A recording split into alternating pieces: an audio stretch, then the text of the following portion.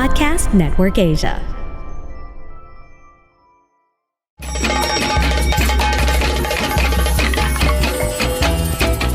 Welcome to She Talks Peace, a podcast that highlights the role of women peace builders around the world in bringing lasting peace and security to communities. Eavesdrop on their communities and get to know their stories. From the Philippines to Malaysia, from Indonesia to Palestine, from Myanmar to the United States. Their dreams and hopes for a world without violence and a world where every woman and girl can be whoever she wants to be. Hosted by Amina Rasul Bernardo, President of the Philippine Center for Islam and Democracy. This is She Talks Peace. Salam, dear listeners. Welcome to another episode of She Talks Peace. I'm Amina Rasul of the Philippine Center for Islam and Democracy, joining you from Manila. Today will be a special episode because our guest on this episode is then Vice President Leni, now Attorney Leni, who remains a prominent figure who has dedicated her life to public service and embodied commitment to making a positive impact on society. She is an economist, a lawyer, and a political leader. Although, let me tell you, dear listeners, a very reluctant political leader. The first time that we met, she was in civil society advocating for juvenile justice in their hometown of Naga in the Bicol region and didn't really like the political life. That was her husband, Jesse's life. But, when the needs come, right? There's nothing to be done. You have to accept the challenge and move forward. So Leni Robredo has had a colorful journey in leadership.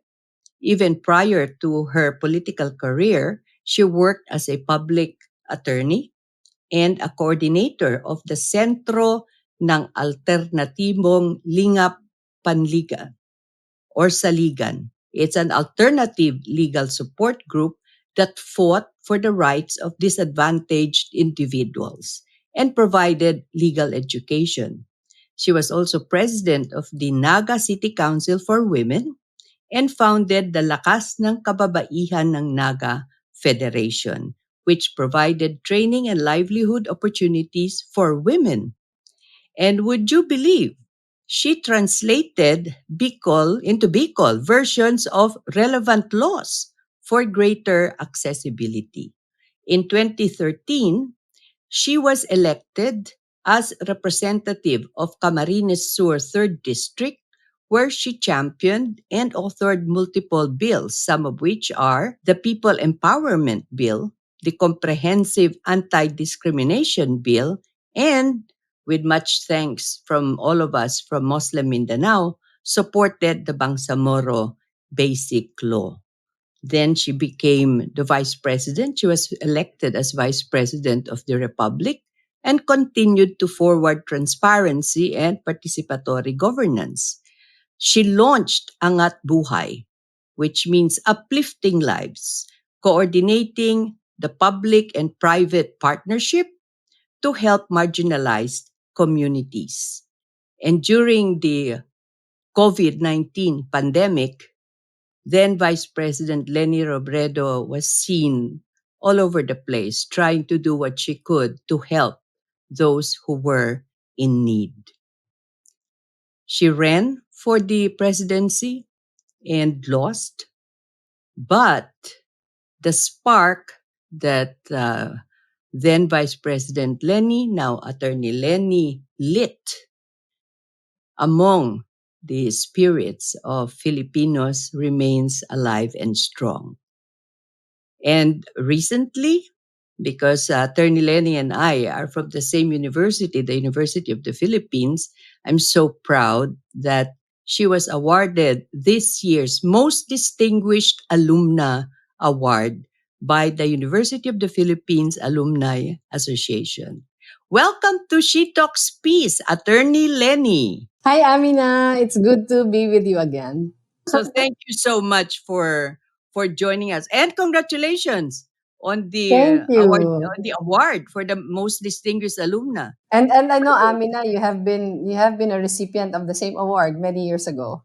many years ago. So how are you these days? I understand it's a holiday and you're in the office and you have a lot of Yes, visitors. we don't have holidays. We don't have enough. We don't have enough time to really entertain visitors. So even on holidays, we schedule courtesy visits. The last one just got out a few minutes before we went online. And Attorney Lenny, these are mostly about Angat Buhay, right? Yes, most of them are Angat Buhay. Most of them were also supporters during the campaign. Most of the volunteer groups that were formed during the campaign have transformed themselves into civil society organizations that have been partnering with Angat Buhay already in the many different activities and projects that we have launched. So now, after politics, well, we're not really sure after politics, but now you're back to where you started, which is Yes, yes. civil society. I really feel I was meant for this kind of life. For a very long time, I have been a member of the civil society, and I feel like my years in politics was just the aberration. I'm very comfortable working with many different civil society groups also in furtherance of our advocacies to uplift the lives of the marginalized. We work closely with many of the underserved sectors: farmers, fisher folks, women and children, indigenous peoples, urban poor. So I have been working very, very closely with them, even during the years that my husband was still mayor of Naga. So he was in politics, I was in civil society. When he died, there was a call for me to take his place. So that was what I did. But after my term as vice president, I ended my term June 30 of 2022. July 1, we launched Angat Buhay as an NGO already. I've been meaning to ask you, Lenny. I know Hmm. that you were forced into politics because Jesse passed away and August 18, right? And you were forced into this situation. I know that you really thought long and hard and you prayed over it and finally accepted the challenge. But I've always wanted to ask you, what made you accept it? What inspired you to accept the challenge? Because I know you hated politics. The first time I was asked to run Amina was just a few months after we lost Jesse. Camarines Sur politics is really all about political dynasties, and Jesse was a lone wolf. He was a Mhm. lone wolf in a sea of political dynasties. So when he died, a huge gap was there, and a lot of his supporters, not just political supporters, but his fellow advocates for transparency, accountability, empowerment of the people, were really in need of a leader. I guess it was also because of Jesse's legacy that Mhm. it was easier for me to convince people that the fight was all worth it. Yeah. Kasi Amina, if you're in the midst of traditional politicians, you know the I know works. what you mean. 'Di ba? Kasi it's really patronage politics.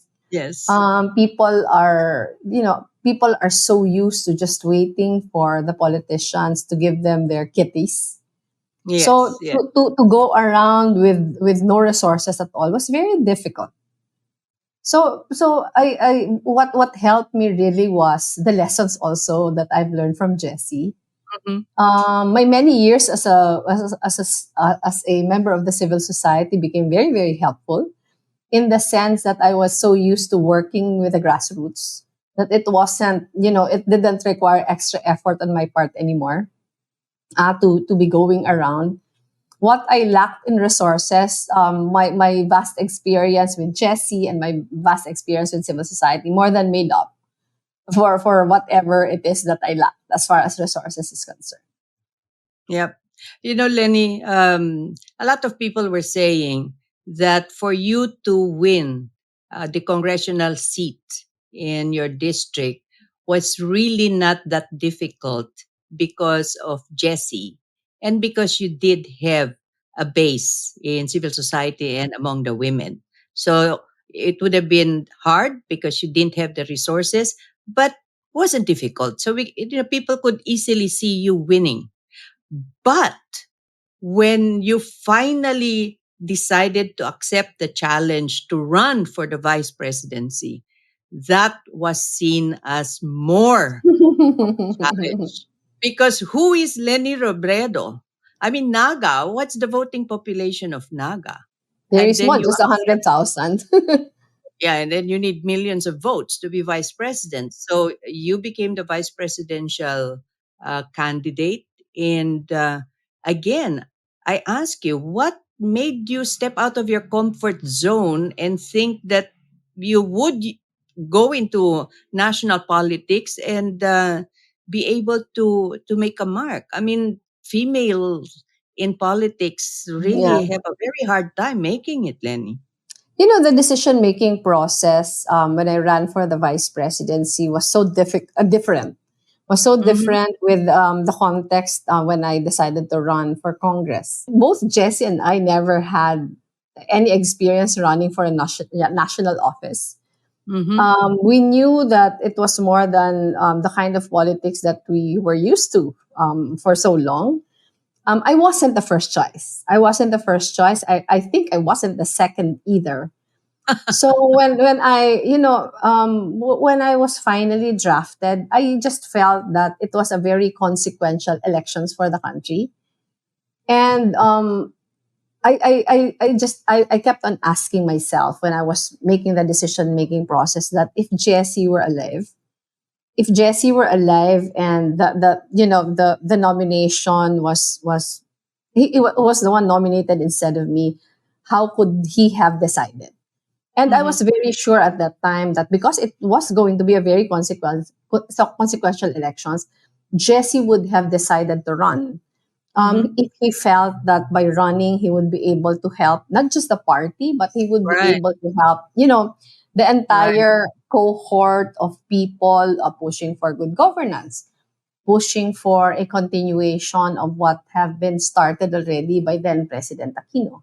So that was the thing. It was really anchored on again the burden of responsibility, and not Mhm. just for the local party anymore, but the responsibility of being given the chance to do your part.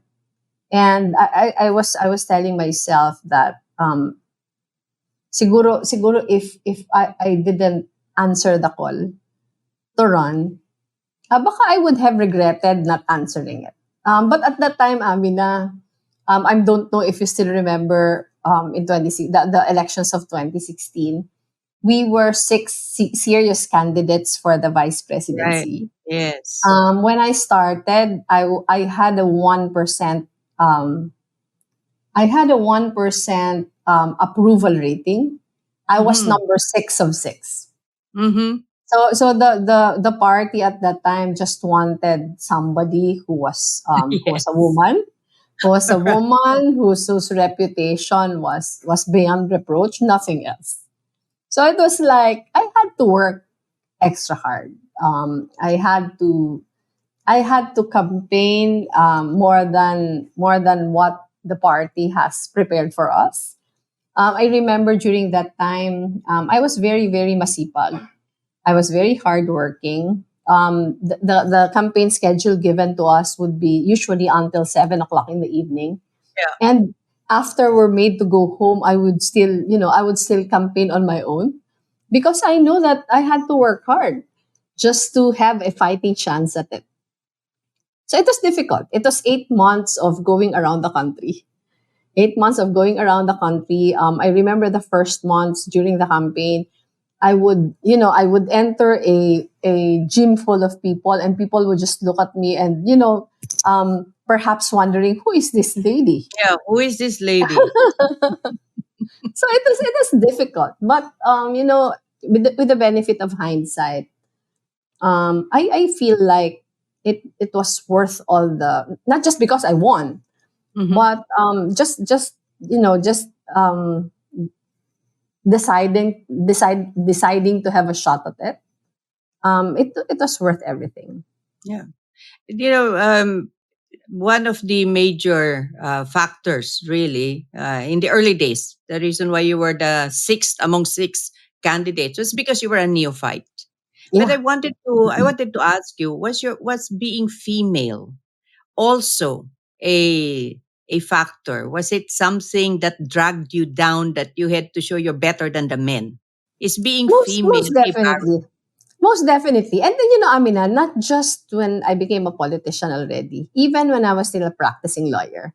mm, During the days that I was still a practicing lawyer, I was with the public attorney's office, and then I eventually joined Seligan. It was a very male dominated world at that time. oh yeah, So yeah. even when you're in litigation, you're presenting your client in the courtrooms. I know for a fact that I had to work 10 times as much as my male counterpart Mm-hmm. just to be able to prove that I was worthy. It was difficult. There were a lot of, having come from the province also, there are a lot of societal expectations. Like if you're a woman and you're a wife and you're a mother, you have to be taking care of your children all the time, and those pressures, you have to go past that. And it only, I think, when I became vice president and there was a lot of fake news already, Mm-hmm. disinformation, the online world was weaponized. I was more vulnerable. The difficulties of being a woman politician were exacerbated because of the political climate at the time, and Oh yeah. because of the fact that it was easier to, I was more vulnerable because of social media. So there have been a lot of challenges because of my gender. Most of the attacks against me were gendered attacks. It really required a lot of courage. It required a lot of strength to be able to weather all that. When I was in Congress, I also felt that there were a lot of, I think about, when I was there, I think about 30% of Congress was women members of Congress Mm-hmm. already. Mm-hmm. But most of the women members of Congress were members of political dynasties. So it's That's like right. a lot of them were also insulated from the attacks. I had to contend with all of that. But at the same time, also, even if most of the time you feel like the world is unfair to women, you can't also allow the sense of unfairness to get the better of you. You can't allow that to get in the way of the work that you're doing. So you just have to continually prove yourself. Proving yourself is not exactly a bad thing, Mm. because consciously you work twice as hard as you would have had the limitations not been there. So ano naman siya? It's there. I have authored and co-authored a lot of bills that would have amended many of our laws, which are still discriminatory against women. And during Very. the committee hearings, I would be very frustrated because of the comments by Mm-hmm. not just male colleagues, but even my women colleagues. Um, because during the discussions, that's when you realize there's not much appreciation yet Yeah. of the kind of value that must be given to us. Not just because we're women, but because we're human beings, That's which right. it's basic human right to be treated in the same manner as men are treated. So it was a source of a lot of frustrations when I was in Congress. But that sort of prepared me for. I think it has gotten far worse when I was vice president already. Yeah. You know, I had been at the receiving end of a lot of misogynistic remarks Mm. from no less than the president himself. So Mm-hmm. just having to react to many of that, it was a balancing act also for me. So Yeah, and I feel the way you reacted, any very cool, yeah, very I gentle, but no, I you didn't know, have a choice. I mean, I didn't have a choice because I did realize that I had work to do. And I cannot be overly sensitive about many of those things, but at the same time I have to show people that I those things are totally unacceptable. So it was difficult, and I could just imagine a lot of women also going through so right, much that's right. because they're women. Mhm. Just to share with you, some of our guests have been political leaders in other countries, Japan, Malaysia, Indonesia, and their experiences are similar to what you're experiencing. The harassment when they're going campaigning, the harassment from colleagues, the misogyny that they Yeah. were experiencing. And it's going to get worse, we feel, because the authoritarianism that we've been seeing expanding globally, I'm sure has also found its way into And Southeast Asia. So, what do you think about that situation, Lenny? What do we do so that we can really protect the democratic space where women are allowed to participate, where they can really take the stage and help the nation to move forward and to develop? What can be done? there are a lot of things you can do, Amina. Number one, we have to keep on pushing. But number two, we have to strengthen our ranks.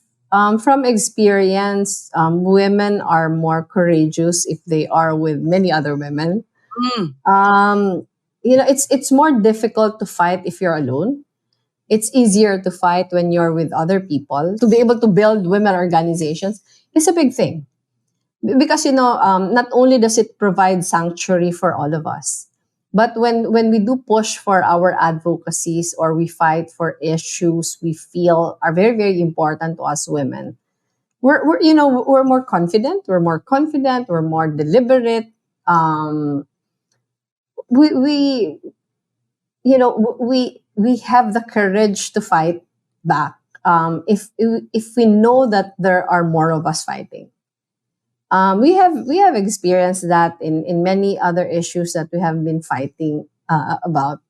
It's better to fight if marami kayo, if there are many of you fighting. I just remember, Amina, one other thing during the campaign we have been doing I'm referring to the presidential campaign. mhm. We have been doing a lot of focus group discussions, FGDs.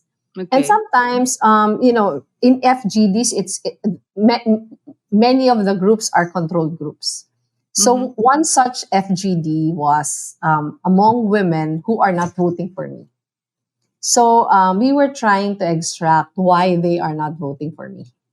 So they were being asked, why are you not voting for them? And Amina, in many of the groups with this kind of sample demographic, these are all women. These are all women. They would say, I'm not voting for her because he's a woman. And she's weak because she's Really? a woman. Yeah.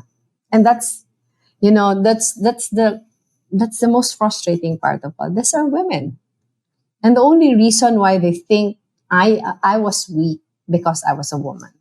So I was thinking it's not just it's not just a problem that we have with men who are misogynistic, but society has dictated that women are weak, so we have to do something about it. I was just going to ask you a little bit more about that, Lenny.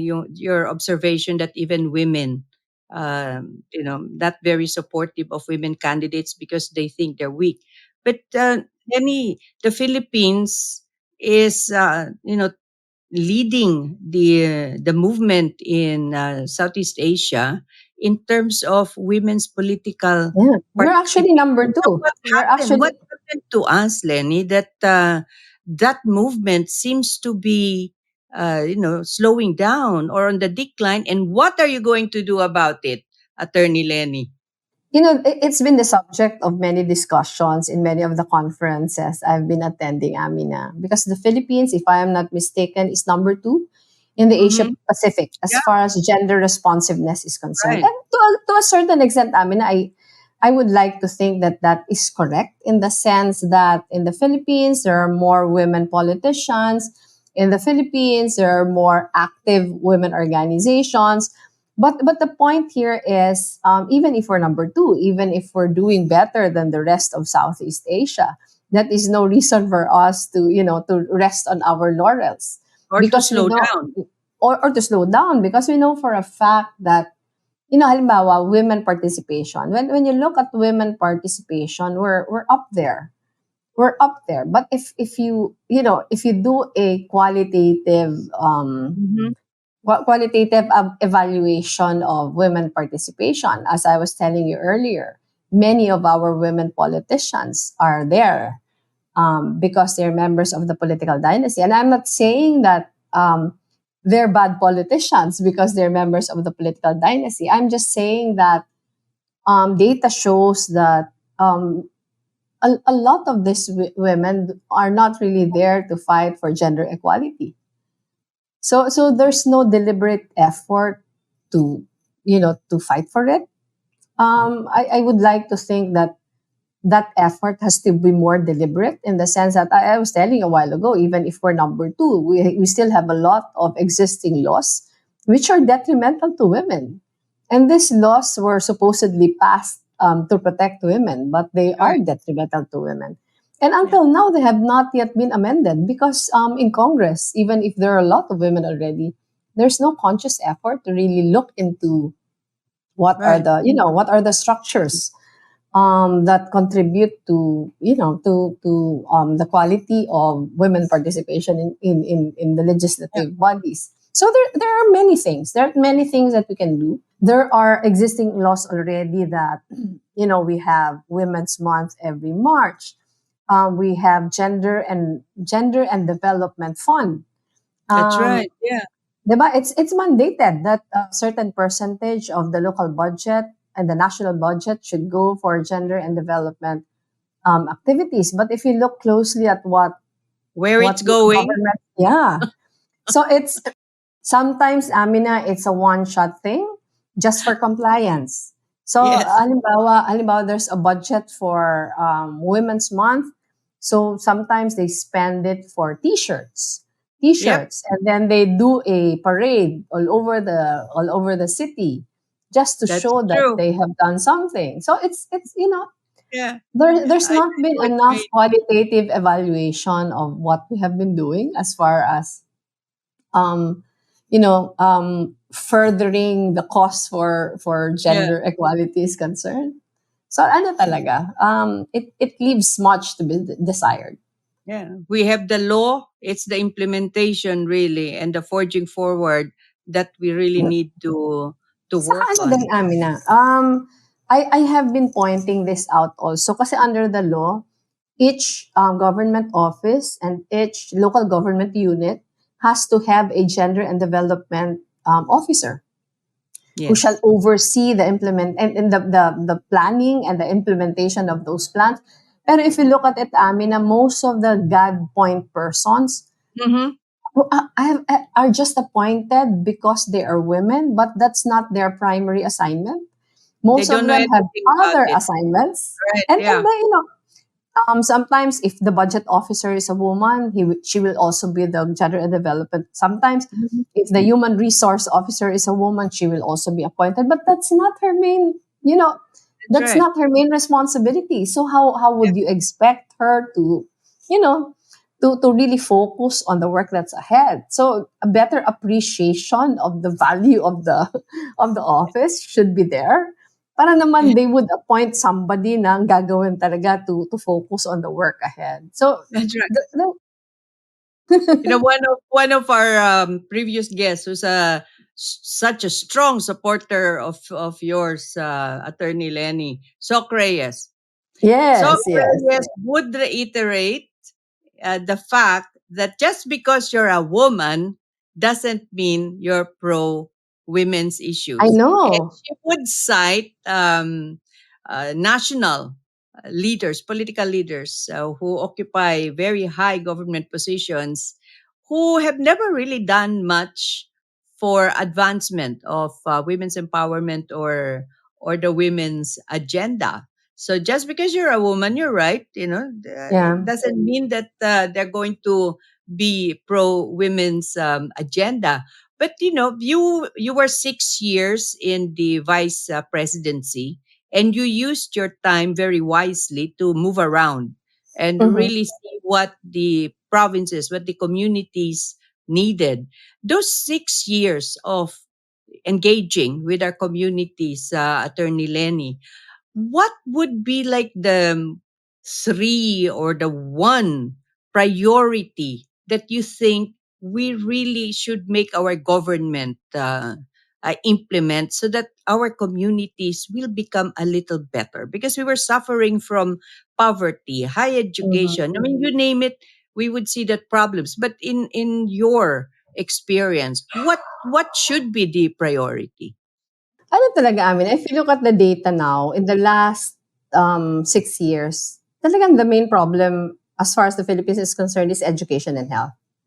If you Mm-hmm. look at all the international assessments, we're last as far as Yeah, education is that's true. concerned.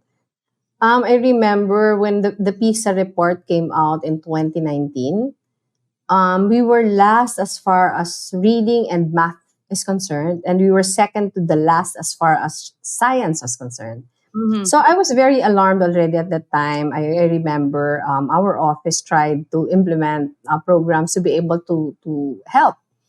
But as you were talking to some of the national government officials who would have more influence as far as Mm-hmm. policy is concerned, we were told na, oh, don't believe that PISA report because that was not, that was not accurate. So there was no acceptance. There was no acceptance of the gravity of the problem that we were already having at the time. Pero the World Bank report came out in 2020, which the World Mm-hmm. Bank report basically affirmed what the Right. PISA report was all about, and it was scarier because the Mm-hmm. World Bank report was saying that 90% learning poverty in there was 90% learning poverty in the Philippines, Mm-hmm. 90%. And if you juxtapose it, Amina, with Vietnam, and if you look at Vietnam's learning poverty, we're at 90%. Vietnam now is less than 2%. Right. Di ba sobrang layo? Vietnam is less Political than will. 2%.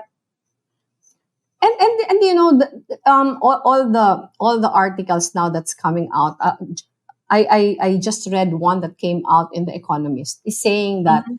Vietnam's economic turnaround was because it gave a lot of it has invested a lot in education. Yes, they So have. yun sa akin, Amina, I think that's the most basic. Parang when you talk of poverty kasi, that's the one biggest problem that we have. Pero Right. parang it's so abstract, 'di ba?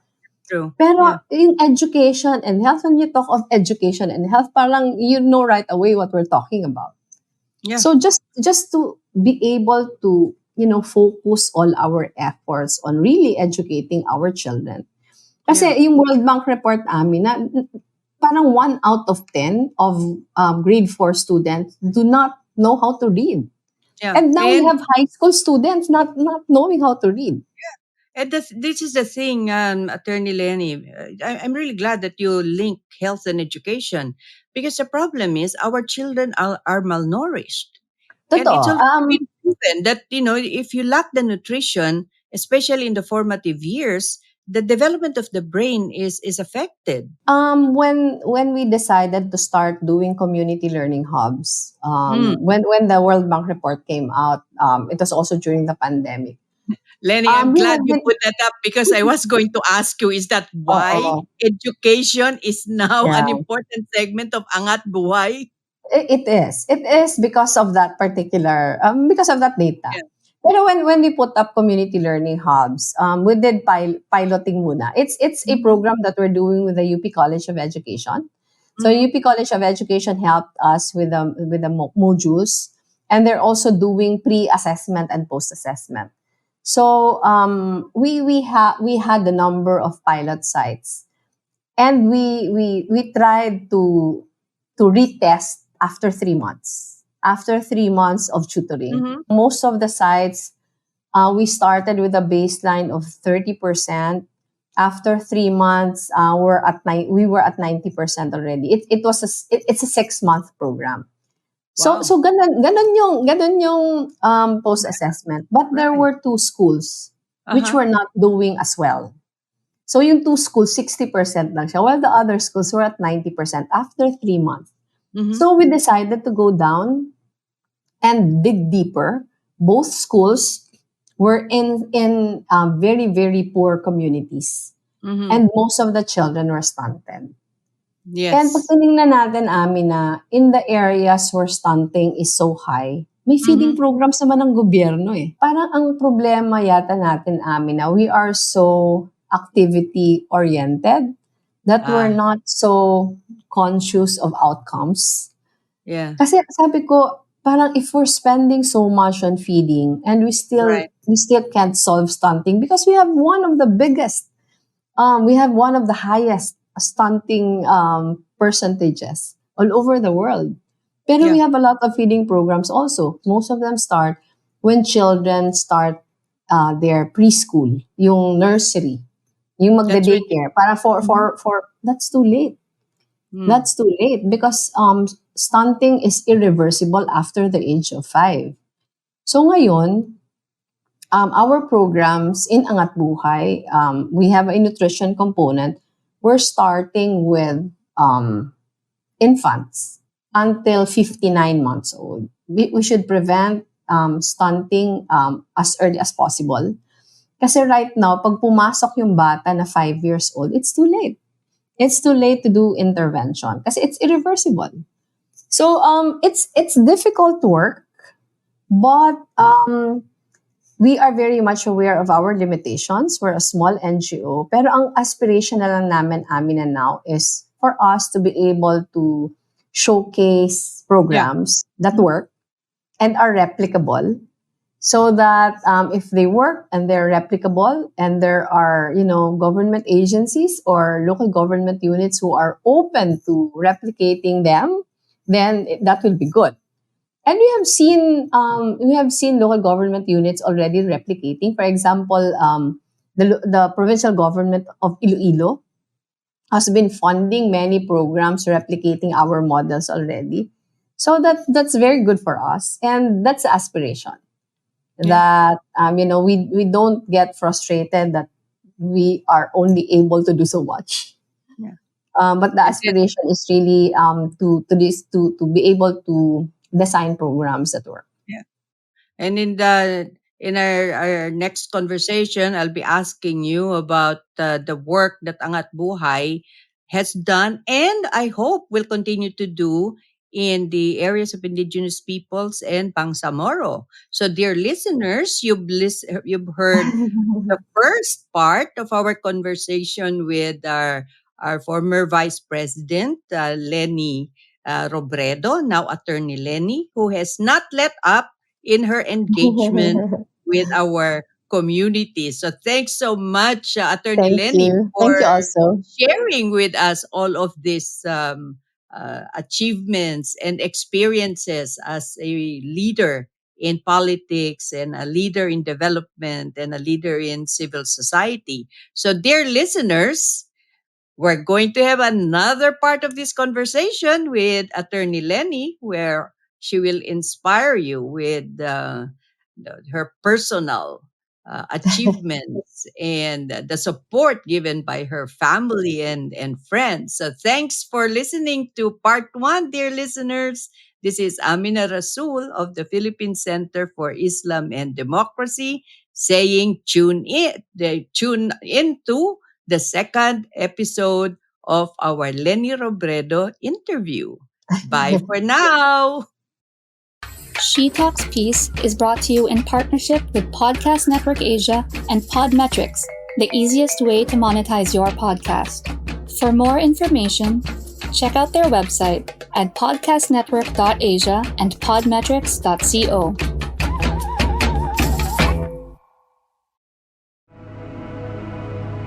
The views and opinions expressed by the podcast creators, hosts, and guests do not necessarily reflect the official policy and position of Podcast Network Asia, the hosts of the program, or other programs of the network.